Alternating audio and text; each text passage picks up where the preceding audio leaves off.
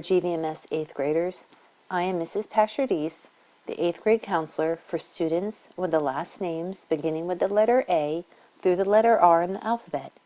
Today I will be presenting the first part of the Transitioning to High School presentation, and Mrs. Tracy, our other 8th grade counselor, will be presenting the second portion.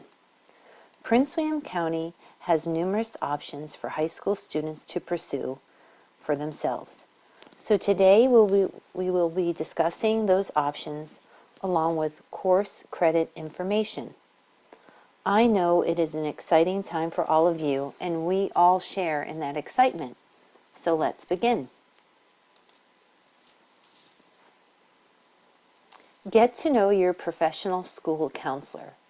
It is extremely important for you to know who your school counselor is and what the school counseling office has to offer. You can ask us about scholarships, after-school programs, clubs and activities, community activities, help with organization, and time management. Counselors are here to help you. Mrs. Tracy's photo is on the left side, and I am on the right side. Remember that when you enter into high school, you will also have a school counselor to help you with these exact same list of items. Make certain you begin to join clubs here at GVMS and next school year. As a 9th grader, it will help you to meet other students. Think about being one of the leaders in the clubs or activities you choose to join. Most clubs hold officer positions, so you may want to hold one of those such as president, vice president, secretary, or treasurer. You want to start building your high school resume in 9th grade.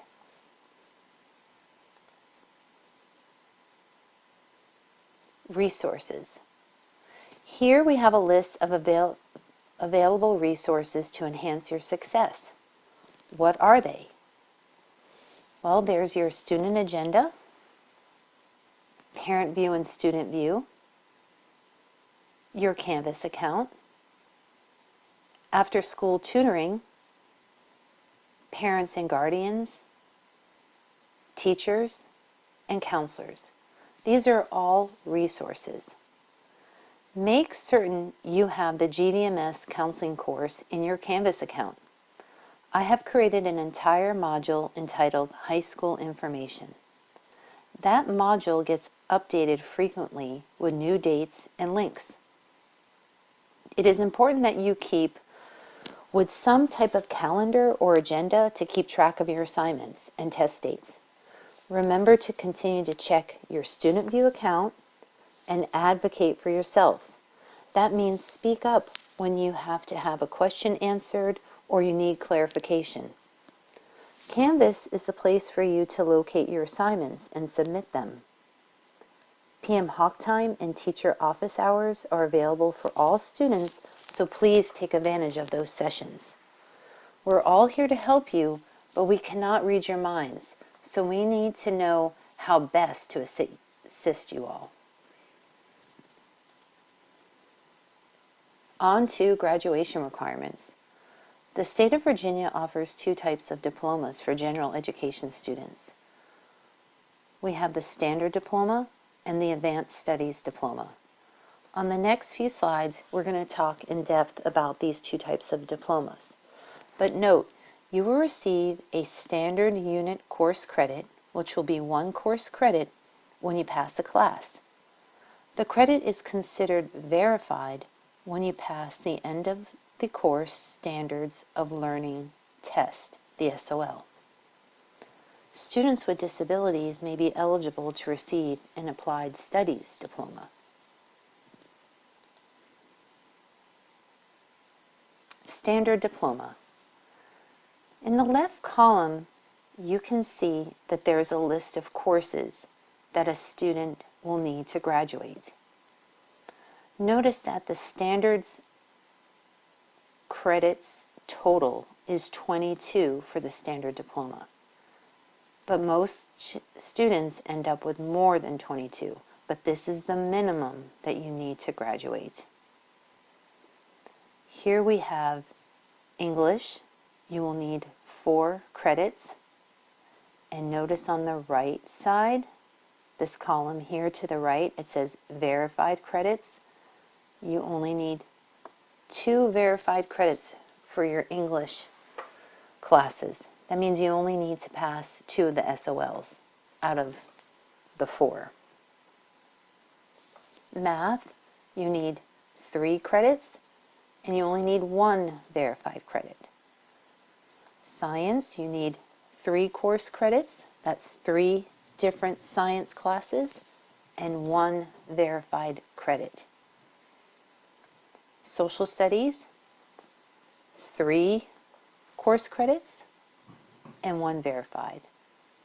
Then you need your health and PE, which is usually health and PE 1, which is taken in 9th grade, or health and PE 2, taken in 10th. Then you have the option to take world language, fine arts, or CTE courses. You have to take the Econ and Finance course, which is required by the county for all students. And then you have your 4 electives. These are the requirements for the standard diploma. So I want to pinpoint to you that the world language is an option, but you have to fulfill it with something else. And again, the minimum credits are 22, but most students end up with more. And just so you know, which Mrs. Tracy will discuss later, the CTE stands for Career and Technical Education. And she will talk to you more about those classes. On to Advanced Studies Diploma. The Advanced Studies Diploma requires you to have 26 credits minimum. Again, students end up with more. So for English, you need to have 4, and you only need the 2 verified credits. So you only need to pass 2 of your SOLs. Math, though notice you need 4 standard credits instead of the 3, and 1 verified credit. Science goes up to 4, so 4 course credits, 4 different types of science classes, and 1 verified credit. And social studies goes up to 4 with 1 verified credit. Again, you have your health and PE with 2 credits, and you have your world language, which is a different requirement for the advanced diploma. So you're going to either take 2 years of one language plus 2 of another, so that would equal 4, or you're going to take 3 of one language. And then we have your Econ and Finance again, which is required for all students no matter what diploma you choose, and then 3 or 4 electives.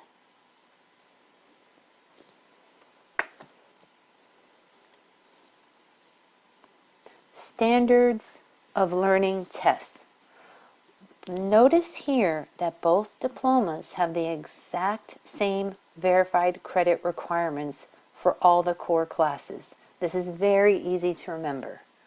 So if you do the advanced diploma, you have to have 5 verified credits.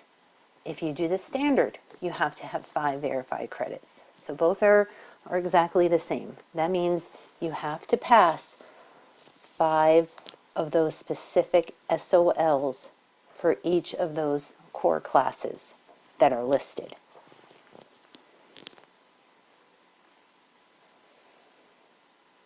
So for example, algebra. If you take the algebra or geometry or algebra 2, you need, for the advanced diploma, you need to pass one of these SOLs.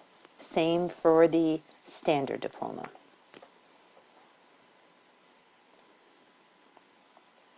Transcripts.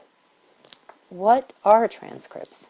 Well, a transcript is an academic resume for life after high school. This is a long-term academic record that follows the student from school to school county to county, state to state, throughout the high school experience. The information on transcripts includes course history, the classes you've taken, demonstrated rigor, like is it an advanced class, AP class, or is it a general education course? Credits earned, your GPA, which is your grade point average, and class percentile. Are you in the top 5% of your class, top 10, top 20? Freshman year is as important as any other year, and I can't emphasize that enough. So you definitely want to work hard your freshman year and do not have the mindset that it doesn't matter. It totally does matter. And you need to think long term when you start your freshman year. Have your short-term goals set up for yourself, but think short-term that way for your freshman year, but long-term is your whole 4 years of high school and how you want that all to come together. Now, transcripts sometimes start in middle school with Algebra 1 and foreign language classes, and this is true for a lot of you. Some of you are taking that pre-AP Algebra 1 course and geometry or Spanish 1 or French 1. You have begun your high school transcript because the grade that you earn in those classes goes on to your high school transcript. It doesn't stay in your middle school transcript. For example, when my daughter finished Parkside in the 8th grade, she finished with her pre-AP Algebra 1 course, her geometry course, Spanish 1, and Spanish 2. So she went on to high school with 4 of those classes already set and with all A's on top of it. So you definitely want to keep that in mind and work hard.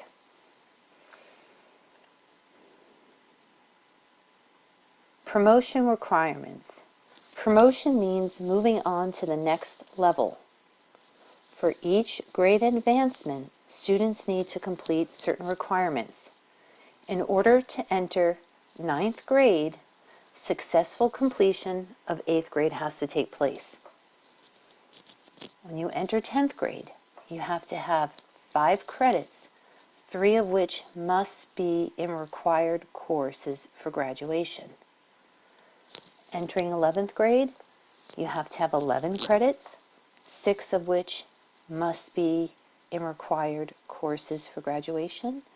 And entering in 12th grade, you have to have 16 credits, 9 of which must be in required courses for graduation.